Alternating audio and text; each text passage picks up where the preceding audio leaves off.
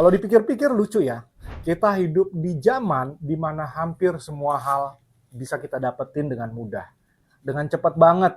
Mau makan, ada aplikasi, kita tinggal order. Mau validasi, kita tinggal posting aja foto, nunggu like dari orang, atau upload foto liburan, di bawahnya dikasih kutipan motivasi, kata-kata mutiara yang tinggal kita comot dari Google.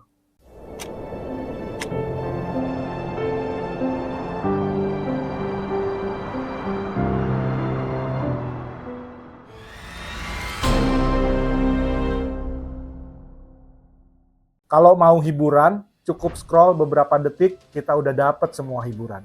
Semuanya serba instan. Tapi anehnya, kok justru kita jadi makin sering ngerasa gelisah. Di tengah semua kemudahan dan semua kecepatan, kita makin merasa gelisah. Kadang saya mikir, kita kayak ngerasa harus ngelakuin sesuatu yang kelihatan hebat, biar hidup kita dianggap keren. Kita ngelihat orang lain, share pencapaiannya, terus kita diam. Kita mulai mempertanyakan diri sendiri, pertanyaan-pertanyaan seperti, gua ini udah cukup belum ya?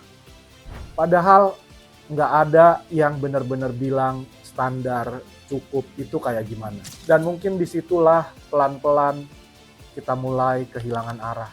Kita jadi sibuk ngejar standar yang sebenarnya kita sendiri juga nggak pernah nentuin. Saya cerita sedikit. Dulu saya pernah duduk ngopi sama temen lama. Dia kerja baru sekitar 4 bulanan jadi Associate Account Executive di sebuah perusahaan consulting. Dia cerita katanya kerjaannya yang sekarang ini kayak banyak banget, load kerjanya gila-gilaan. Targetnya tiap bulan naik terus, lembur hampir tiap malam. Dan waktu itu iseng saya nanya ke dia, dengan semua kesibukan itu, lo yakin nggak sih sebanding dengan apa yang lo dapetin sebagai hasilnya?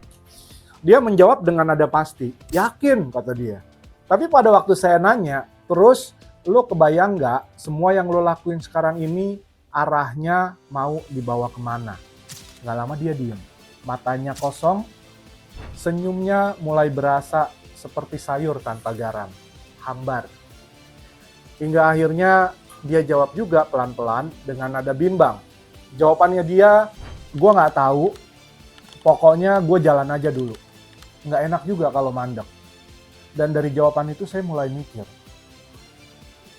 betapa banyak orang kayak dia, termasuk saya juga dulu.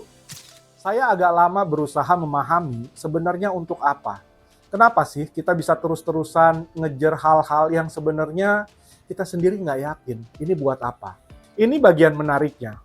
Ternyata jawabannya seringkali nggak muluk-muluk. Kita cuma nggak mau kelihatan kalah.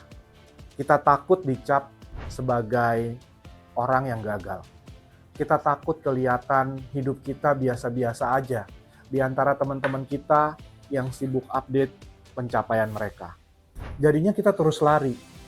Meskipun seringnya kita juga nggak tahu lari kemana. Kalau dipikir-pikir ini seperti kayak kita lagi jalan di hutan yang gelap dan kita nggak bawa senter. Terus kita lihat ada orang lain lari dan kita jadi spontan ikutan lari juga tanpa tahu sebenarnya mereka juga sama clueless-nya kayak kita.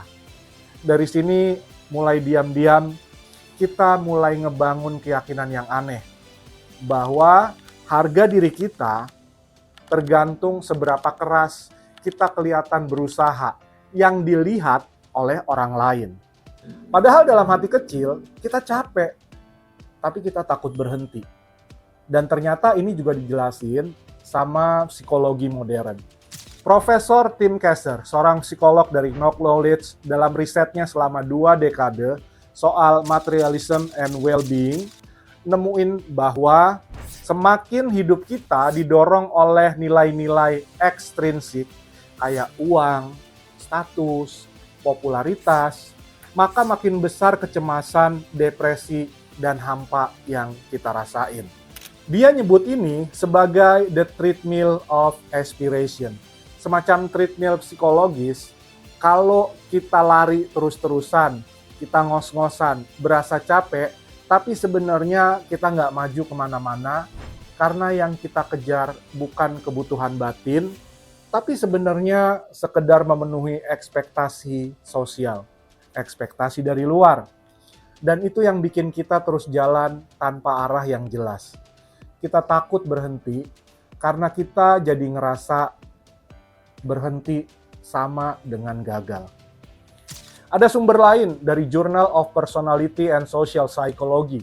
Seorang psikolog, Edward Deci dan Richard Ryan, mereka mengembangkan teori self-determination theory yang menjelaskan bahwa semakin hidup seseorang diarahkan oleh controlled motivation, yaitu dorongan dari luar, seperti penghargaan sosial, tekanan keluarga, atau gengsi, maka semakin besar pula resiko mereka mengalami stres kronis, rasa tidak puas, dan bahkan depresi. Dalam studi lanjutan mereka juga menemukan bahwa orang-orang yang tujuan hidupnya didorong oleh faktor eksternal seperti uang, status, popularitas, orang-orang di kelompok ini mereka melaporkan lebih sedikit rasa meaning atau makna dalam hidupnya dibanding mereka yang tujuan hidupnya berasal dari dalam diri. Misalnya tentang growth, tentang hubungan, tentang kesehatan, atau tentang kesehatan mental. Saya agak lama sih menyadarinya waktu itu mengenai fase yang seperti kisah tadi dalam hidup saya. Karena saya terus-terusan sibuk, tapi akhirnya pelan-pelan saya mulai sadar bahwa mungkin yang bikin saya kehilangan arah itu bukan karena saya nggak tahu mau kemana, tapi karena saya nggak pernah benar-benar berhenti. Gimana kalau kita mulai berhenti dulu dari semua kesibukan ini? Gimana kalau kita kasih waktu tenang sama diri sendiri untuk duduk, untuk diam, dan nanya pelan-pelan ke diri sendiri. Semua yang saya jalani ini sebenarnya buat siapa? Saya ingat waktu sore, waktu itu saya masih kerja sama Eko Patrio, kantornya dulu di Tebet. Waktu kerjaannya lagi gila-gilaan, biasanya saya duduk di depan kantor, pinggir jalan. Tapi akhirnya waktu itu saya mutusin untuk jalan ke Taman Tebet dan ninggalin handphone di meja kerja. Sekarang taman itu kalau nggak salah jadi Tebet Eco Park. Di situ nggak ada musik, nggak ada teman, nggak ada chat yang perlu saya bales. Saya cuma lihat orang lalu lalang, ada yang ngobrol, ada yang ngebut naik motor, ada yang jualan cilok, dan entah kenapa di momen sepi kayak gitu, saya justru ngerasa lebih jujur ngelihat diri sendiri. Karena nggak ada yang saya perlu buktiin. Pelan-pelan saya akhirnya nanya dong ke diri sendiri, kalau semua orang berhenti ngeliatin saya dengan hasilnya, apakah saya masih mau mengejar hal yang sama? Dan jawabannya bikin saya diem lama sambil senyum kecut. Karena ternyata banyak hal yang saya kejar selama ini cuma supaya saya kelihatan berhasil di mata orang lain. Dan dari situ saya mulai nanya, kalau gitu sebenarnya untuk apa saya melakukan semua ini? Untuk siapa saya melakukan semua ini? Untuk apa sih tujuan hidup saya? Apakah sepenting itu untuk punya tujuan hidup? Karena kayaknya semua orang sibuk banget nyari tujuan hidup.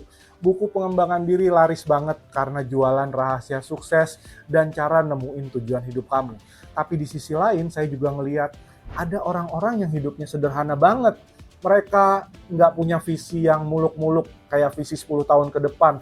Nggak ribet mikirin legacy atau pencapaian. Tapi mereka tetap ketawa lepas. Nggak gelisah kayak kita yang ngerasa harus nemuin tujuan.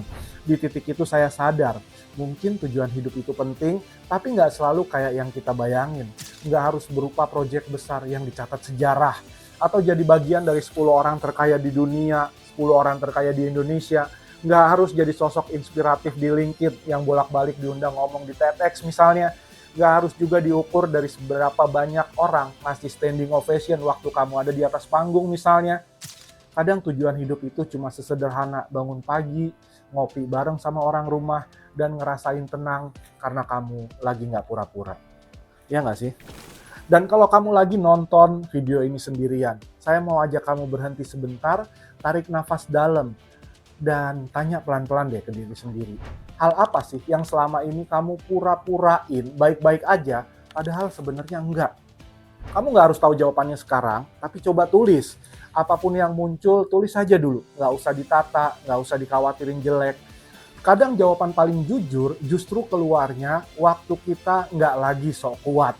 Waktu kita berhenti mikirin ini, bakal dibaca siapa. Dan kalau kamu butuh panduan buat ngobrol sama diri sendiri lebih dalam lagi, saya udah siapin beberapa pertanyaan jurnalin di workbook kecil yang saya bikin. Biar kamu bisa mulai ngeraba lagi sebenarnya hati kamu selama ini mau kemana sih.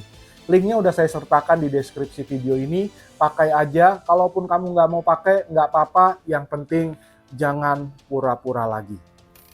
Jadi kalau ditanya sekarang, apa tujuan hidup saya nggak punya jawaban yang megah. Nggak ada statement yang bisa kamu tempel di poster motivasi. Saya cuma tahu hari ini saya pengen jujur, nggak pura-pura kuat, nggak pura-pura hebat, nggak lagi ngejar validasi orang lain. Saya pengen bangun pagi, ngerjain hal-hal yang saya tahu penting buat hari ini, dan saya bisa tidur malam dalam keadaan tenang. Mungkin besok bisa berubah, mungkin beberapa tahun lagi saya akan punya tujuan baru, dan menurut saya itu nggak apa-apa. Yang penting hari ini saya hidup dengan cara yang jujur, nggak lagi ngebohongin diri sendiri. Dan kalau kamu juga lagi nyari, kalau kamu lagi bingung, atau malah kamu lagi capek ngejar sesuatu yang kamu sendiri nggak ngerti buat siapa, mungkin ini waktu yang tepat buat kamu berhenti sebentar, duduk, diam, dan dengerin suara kecil dari dalam diri kamu. Karena kadang jawaban yang kamu cari itu nggak harus ditemuin, cuma perlu diakuin.